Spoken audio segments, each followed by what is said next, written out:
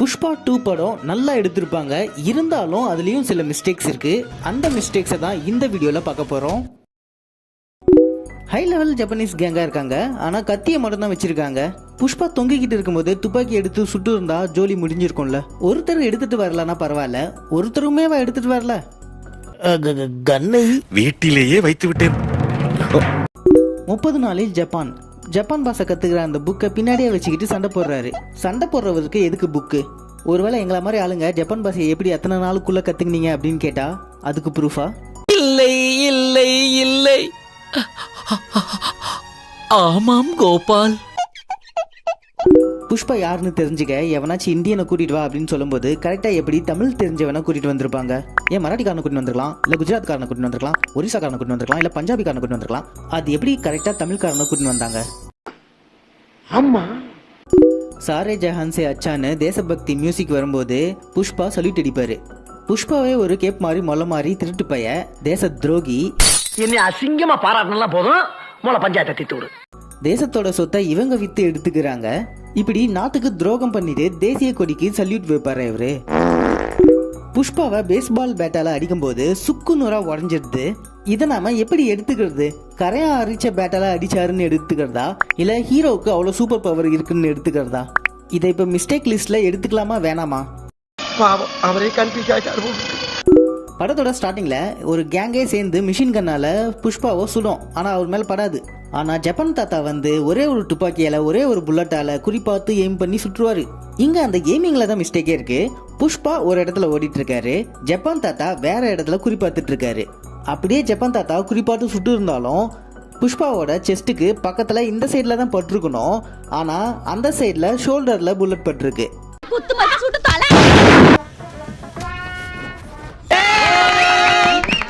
ஃபஹத் ஃபாசில் லாரியில் உட்காந்துட்டு இருக்கும்போது இடம் இல்லாம இடுக்கி உட்காந்துட்டு இருப்பாங்க. ஆனா கேமராவுக்கு முன்னாடி அவ்வளோ இடம் இருக்கு. ஏன் முன்னாடி வந்த கேமராமேன் மண்டையிலே போட்டுருவாரா? ஃபஹத் ஃபாசில் தன்னை போலீஸ்னு காமிச்சிக்கும் போது இன்னும் 10 நிமிஷம் தான் இருக்கு போலீஸ் ஃபோர்ஸஸ்லாம் வர்றதுக்கு அப்படின்னு சொல்லுவாரு. அப்பவே இந்த கூலி ஆட்கள்லாம் ஓடி தப்பிச்சுக்க வேண்டியது தானே, இவர் ஒருத்தர் தானே இருக்காரு. முழு போலீஸ் ஃபோர்ஸஸும் வந்ததுக்கு அப்புறம் தான் ஓடுறாங்க. போலீஸ் ஸ்டேஷன்ல இருக்கிற புஷ்பாவோட ஆளுங்களை கூட்டிட்டு வர்றதுக்கு ஒவ்வொரு போலீஸ்க்கும் அவங்க லைஃபே செட்டில் ஆகிற அளவுக்கு லட்சக்கணக்கில் காசு கொடுப்பாரு. உங்க ஆளுங்களை அடிச்சவங்களுக்கு லட்சக்கணக்கில் காசு, அடி வாங்கின உங்க ஆளுங்களுக்கு புஷ்பா காலை கீழே வைக்கும்போது தூசி பறக்குது. அது புஷ்பாக்காகன்னு நினைச்சுக்காதீங்க. ஆப்போசிட்ல யாரோ புஷ்பாவை விட பவர்ஃபுல்லா இருந்திருக்காரு, அவருக்காக தான். நம்பலையா? அதோ பாருங்க.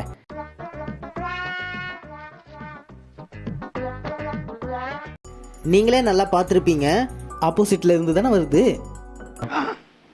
ஆமா, புஷ்பா புஷ்பா புஷ்பா புஷ்பா அந்த சாங்ல வித்தியாசமான முறையில ஃபயர் அணைச்சிருப்பாரு நம்ம புஷ்பா. அது வாங்க பார்க்கலாம். ஃபயருக்கு பக்கத்துல பைசப்ல தான் கை வச்சிருப்பாரு, ஆனா ஃபயர் அணைஞ்சிருக்கும்.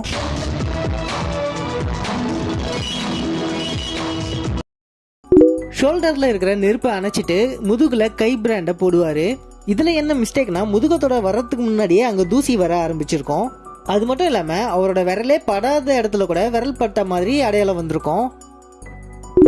சம்மர் டைம் அப்படிங்கறதுனால வத்தி போன ஆத்துல லாரி ஓட்டிட்டு போறாங்க. இங்கெல்லாம் சாதாரணமா ரோட்லயே குண்டு குழி, மேடு பள்ளம், பாறைங்க, கல்லுங்க இதெல்லாம் இருக்கு. ரிவர்னா அதுக்கு மேல இருக்கும், சமதளமாவும் இருக்காது. அப்ப எப்படி அதுல லாரியா ஓட்டிட்டு போக முடியும், அதுவும் வேகமா? வில்லன் போலீஸ் லாரியை மடக்கணவன புஷ்பா அந்த லாரியில இருந்து தன்னோட ஆளுங்களெல்லாம் குதிச்சுட்டு சொல்லுவாரு. அப்போ ரைட் ஹேண்டா இருக்கிற ஒருத்தர் கேட்பாரு, ஏன்பா இவ்வளவு பெரிய சரக்கை விட்டுட்டு எப்படிப்பா குதிக்கிறது அப்படின்னு கேட்பாரு. புஷ்பாவோட ரைட் ஹேண்டா கூடவே இருக்கிறாரு, ஃபீல்டுலயும் இறங்கி வேலை செய்யறாரு.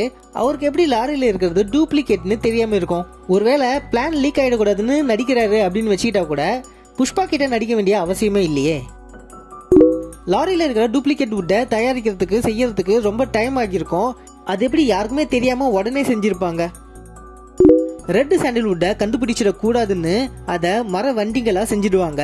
அப்படி செய்யறதுக்கு ஸ்கில்டு லேபர் ஃபோர்ஸ் தேவைப்படுது, எஃபோர்ட்ஸ் நிறைய தேவைப்படுது, டைமும் தேவைப்படுது. உடனே அதெல்லாம் எப்படி செஞ்சிட முடியும்? இதுலயே பெரிய மிஸ்டேக் இருக்கு. என்னன்னா மரக்கட்டையா போனாதான் வாங்குறவங்க அதை அவங்களுக்கு ஏத்த மாதிரி மாத்தி யூஸ் பண்ணிக்க முடியும். ஆனா இங்க புஷ்பா அதை மர வண்டிகளா மாத்திட்டாரு. அப்புறம் எப்படி வாங்குறவங்க அதை யூஸ் பண்ண முடியும்? போலீஸ் கிட்ட புஷ்பா சவால் விட்டுருப்பாரு, ஒரு கட்டையை பிடிச்சாலும் இந்த சிண்டிகேட்டை விட்டே போயிடுவேன், மறுபடியும் நான் கூலியால வேலை செய்வேன் அப்படின்னு சொல்லுவாரு. அதுக்கேற்ற மாதிரி போலீஸும் ஒரு வண்டியை பிடிச்சிட்டு இருப்பாரு. ஆனா புஷ்பா அதுல பாம் செட் பண்ணி வச்சிருப்பாரு. அந்த பாம் செட் பண்ணி வச்சிருந்ததை போலீஸ் கவனிக்காம எடுத்துட்டு வந்திருப்பாங்க. முதல்ல நான் இதை கூட மிஸ்டேக்னு பார்க்கல. பாம் வெடிச்சு அந்த கட்டைங்கெல்லாம் எரிஞ்சு போகுது. எரியிற கட்டை இவங்க கண் முன்னாடி தான் எரியுது. ஸோ போலீஸ் அதை ரெக்கவர் பண்ணியிருக்கலாம் ஈஸியா. ஆனால் பண்ணாமல் அப்படியே பார்த்துட்டு இருக்காங்க. அட இதை கூட விட்டுருலாங்க. பாம் வெடிக்கும் போது அந்த மர வண்டியை பாருங்களேன், சக்கரங்க தனியாக பிச்சுக்கிட்டு போகுது. பாடி நார்மலாக தான் இருக்கு. ஆனால் கீழே விழும்போது மட்டும் எல்லாம் எரிஞ்சு விழுது.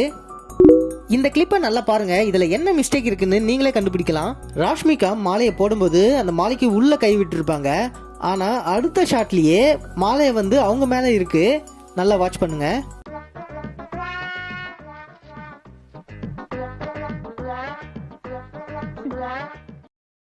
இந்த கிளிப்ல கத்தி பின்னாடி இருக்கிற அடையாளமே இருக்காது. ஆனா திடீர்னு வேற ஒரு ஷாட்ல கத்தி பின்னாடி இருந்து எடுக்கிற மாதிரி காட்டியிருப்பாங்க. வில்லன் கோவில்ல மோசமான விஷயங்களை செய்யறதுக்கு வரான்னா அவன் ஏன் முதல்ல சேரி கட்டிக்கிட்டு வரணும்?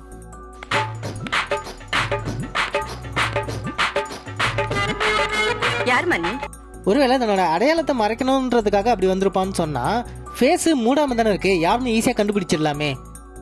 5000 கோடியை டீல் பண்றவரு கேஷ் எங்க இருந்து வரும்னு தெரிஞ்ச ஒரே ஆளு ராமேஸ்வரத்துல எதுக்கு தேவையில்லாம அலைஞ்சிட்டு இருக்கணும்? ஈவன் புஷ்பாவை ஸ்ரீலங்கால சேஃப்டியா ஹெலிகாப்டர்ல வந்து இறங்குறாரு. இவருக்கு எந்த ஒரு இதுவும் இல்லையா? இதுல இன்னொரு மிஸ்டேக் என்னன்னா, பொருள் எங்க இருக்குன்னு காட்ட வேண்டியதெல்லாம் புஷ்பாவோட இன்டர்னல் மேட்டர். இதுல அந்த டீலர் வரணும்னு அவசியம் இல்லை. நார்மல் போலீஸ் ஏன் போட்டுக்கு அடியில உட்டு இருக்குதுன்னு கண்டுபிடிக்கல? ஒரு போலீஸ் கூட வக்கீல எல்லாம் இறங்கி பார்த்திருக்க மாட்டாங்க. ஏன் அந்த வில்லன் போலீஸ் மட்டும் இறங்கி பார்த்தாரு?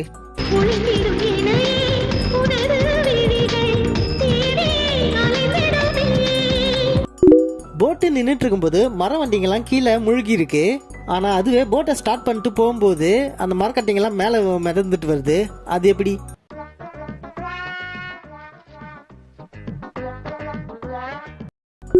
கோவில்ல பொண்ணுங்களை வில்லன் மோசமா ட்ரீட் பண்ணும்போது போலீஸ்லாம் எங்க போயிருந்தாங்க? ஒரு 10 பேரை கூட தடுக்க முடியாத அளவுக்கு போலீஸ் பாதுகாப்பு இருக்கு. கண்டெய்னருக்குள்ள ஆக்சிஜன் சிலிண்டர் இருக்குன்னு வச்சுக்கிட்டா கூட கண்டெய்னருக்குள்ள பீடியை பிடிக்கிறாரு. கார்பன் டை ஆக்சைடு அதிகமாகி செத்துற மாட்டாரு. சாவும்ல செத்த பையில நீ நலமா இருந்தா ஒளிஞ்ச எனக்கு பத்தி நீ சாவும்ல செத்த பையில. 42 நாளைக்கு சாப்பாடு இருக்குன்னு வச்சுக்கிட்டா கூட சாப்பிட்டது வெளியே போறதுக்கு என்ன வழி?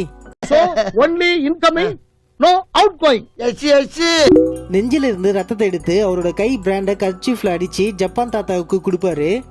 இதுல நீங்க நல்லா கவனிச்சு பாத்தீங்கன்னா அவரோட விரலையும் சரி அவரோட கையிலயும் சரி ரத்தமே இருக்காது.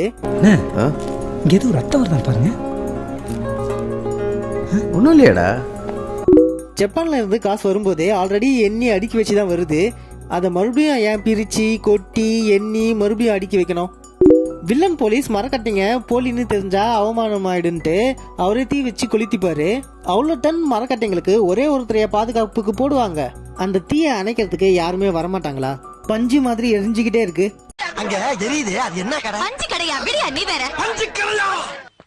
இந்த சீன்ல புஷ்பாவோட கை பின்னாடி கட்டி இருக்கும். ஆனா தூக்கும் போது கை தனியா வந்திருக்கும் பாருங்களேன். அதையும் ஸ்லோ மோஷன்ல வேற காட்டுறாங்க. ஏன்பா ஒழுங்கா கட்டிருக்க கூடாதா? உங்களால தேர்ட் பார்ட் வேற வரப்போது போங்க. பல்லாலே கடிச்சு தூக்கி போறாரு. இது எப்படிங்க சாத்தியம்? புஷ்பா படம் மாஸ் மூவின்னு மட்டும் தான் நினைச்சிங்களா? மேஜிக்கல் மூவியும் தான். இந்த கிளிப்பை பாருங்க. புஷ்பா கீழே விழும்போது அந்த ஸ்டண்ட் மேன் அப்படியே பறப்பாரு. அவர் எதுக்கு பறக்கணும்? இதான் புஷ்பா மேஜிக். பொதுவாக உங்க கையை யாராச்சும் கடிக்க வந்தா என்ன பண்ணுவீங்க? கையை உதறி விட்டு ஓடுவீங்கல்ல. ஆனா இவர் என்ன பண்றாரு பாருங்களேன்.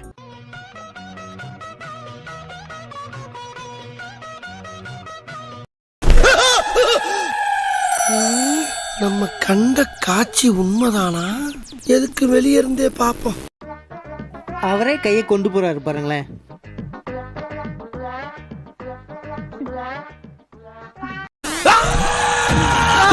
புஷ்பா கடிக்கிற ஃபைட்டை ஆரம்பிக்கும் போது வில்லன் வச்சிருந்த கன் எங்க போச்சு? அது இல்லடா, குண்டு இருந்தா தாண்டா சுட முடியும். இது வெத்து துப்பாக்கி. என்னப்பா இது? வில்லனோட அடியாளு ஹீரோக்கு ஹெல்ப் பண்றாரு. நல்லா பாருங்க, ஹீரோ விழுந்துடக்கூடாதுன்ட்டு ஹீரோவோட காலை பிடிச்சிக்கிறாரு.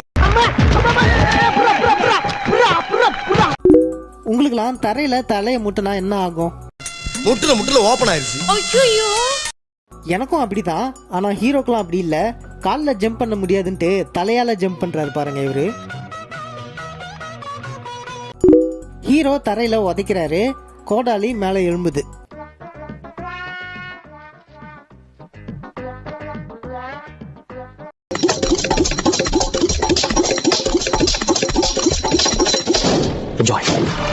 கொக்கோ கோலா விளம்பரத்தை பார்த்துருப்பாரு போல. கால் தரையில் அடித்து அந்த அளவுக்கு ஃபோர்ஸ் கிரியேட் ஆகி காற்று மூலமாவோ இல்லை வைப்ரேஷன் மூலமாவோ மேலே போயிருக்கோன்னு நினைக்கிறேன். என்னடா முட்டாத்தமா பேசிக்கிட்டு இருக்க முட்டா பயல. ஜப்பானில் ஹீரோ ஃபைட் சீனில் இந்த முன்னாடி இருக்கிற காரு வரும்போது இந்த 2 லைனுக்கு நடுவில் வரும். ஆனால் அடுத்த ஷாட்டில் பார்க்கும்போது அந்த லைனுக்கு பக்கத்தில் வந்திருக்கும்.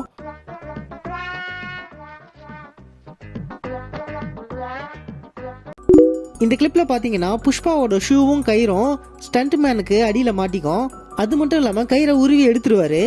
ஆனால் அடுத்த கொஞ்ச நேரத்தில் பார்த்தீங்கன்னா அந்த ஷூவும் கயிறும் அந்த ஸ்டண்ட் மேனுக்கு மேலே இருக்கும்.